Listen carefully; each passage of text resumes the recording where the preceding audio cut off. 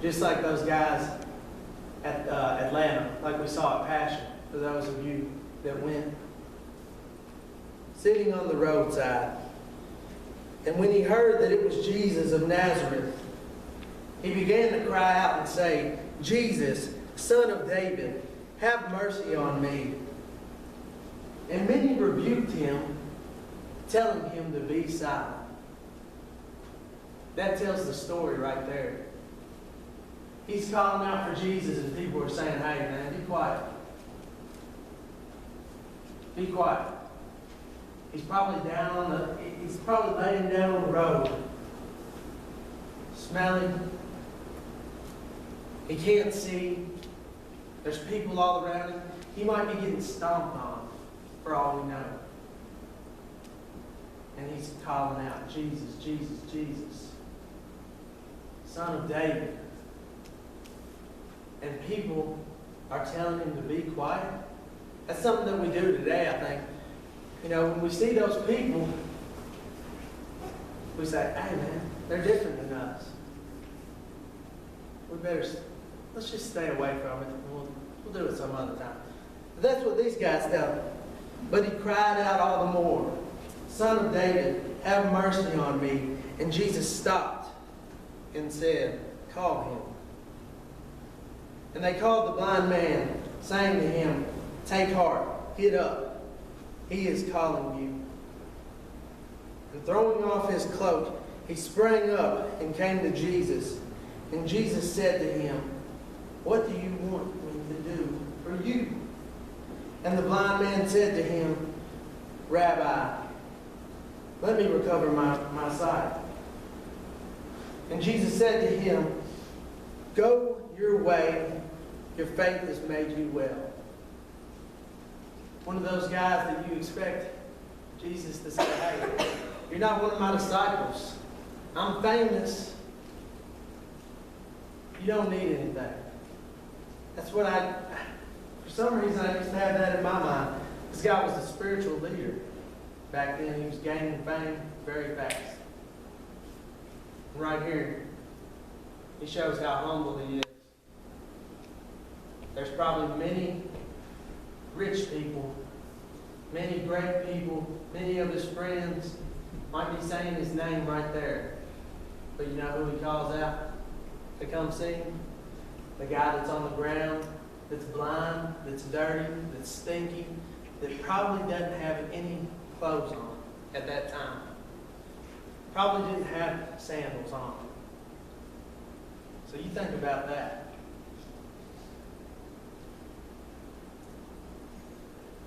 Jesus was love, man. He was. The next guy I'm going to talk about is a guy that I know you know. His name was Saul, and then he was Paul. Does everybody know him? If you don't know him, he wrote over half of the New Testament, so you should get to know him. He's a good dude. All right. Acts chapter 9. All right, so let me just give a little background on Saul. Saul was a Christian killer. When Stephen got stoned, one of Jesus' friends, Saul was right there telling everybody, "Hey, pick up the stone, throw the rock." I think Riley talked about it last week. Throw the rock. That's right, he did, because you all have rocks. Throw the rock, throw the rock. He probably picked up the rock and he threw it first. He hated Christians, and he was not a Christian's friend. So, as Christians today, you all see a lot of people that don't agree with Christianity. It's getting worse and worse. People that hate Christians. Even some of our government leaders, they're not down with Christianity.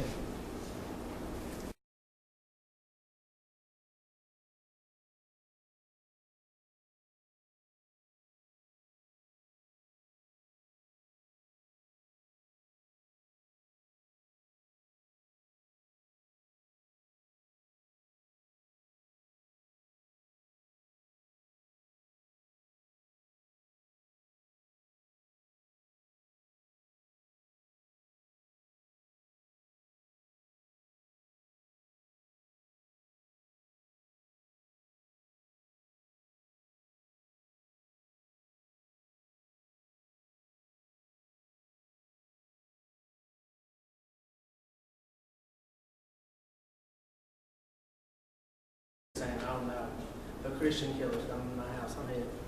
I'm hid. But no, Jesus said he's one of us now.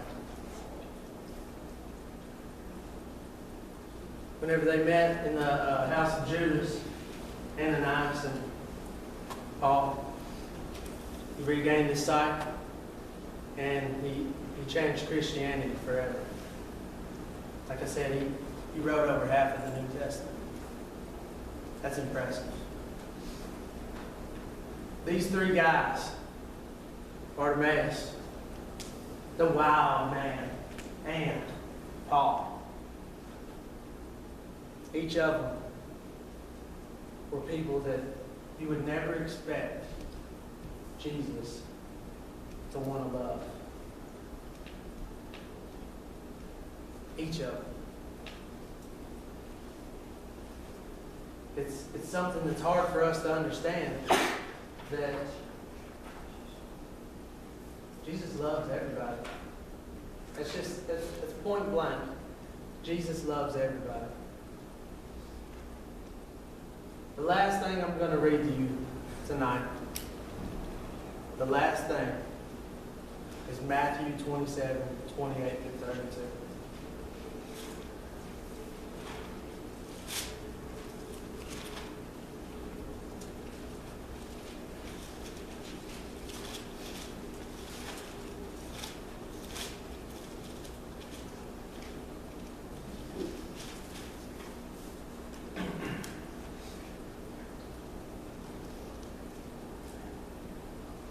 Alright.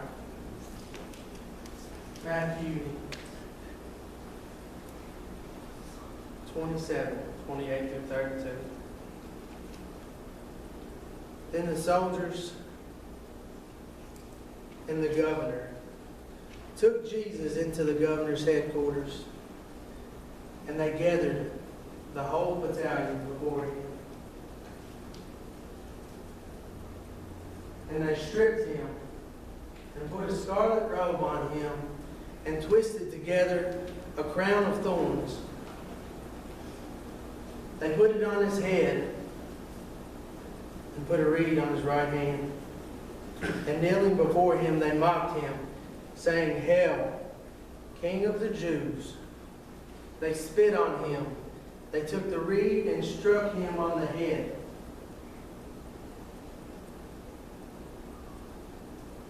And when they had mocked him, they stripped him of the robe and put on his clothes and led him away to crucify him. These people spit on him. That's not even the worst. They spit on him. They beat him. They punched him in the face. They tore his flesh off.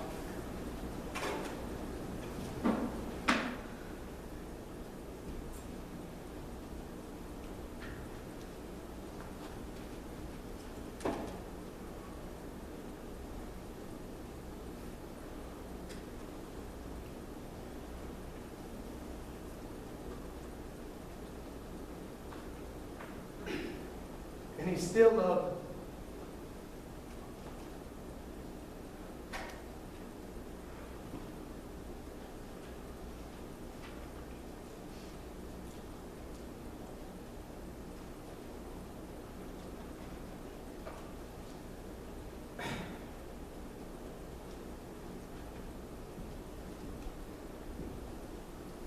That's true love.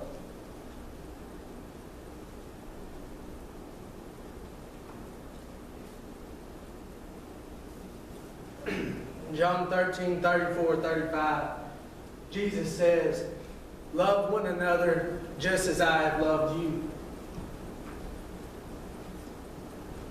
You want to know how the love of Jesus was? Read about him being crucified and beaten. And he still loved those people.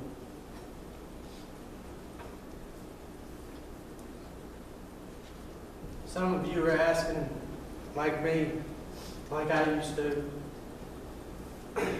why does Jesus love these beggars, these misfits, the man who called himself the chief of all sinners, the people that beat him, spit in his face, and then people like me and you that have the word and just ignore it sometimes.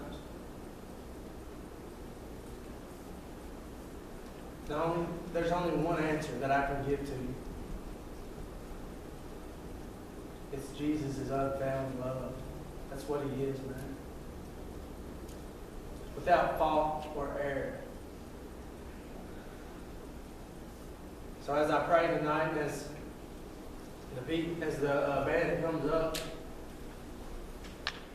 just think about it. Think about what kind of love Jesus had for you individually. Love him and love one another. So just think about what I said, John 13, verse 34 and 35. Love one another just as I have loved you. If we're going to do that, we're going to have to be like Jesus. And Jesus is love. Dear Lord, thank you for loving us. Thank you for dying for us. Thank you for being in this building with us, and thank you for this opportunity to just dive into your word. We love you. Amen.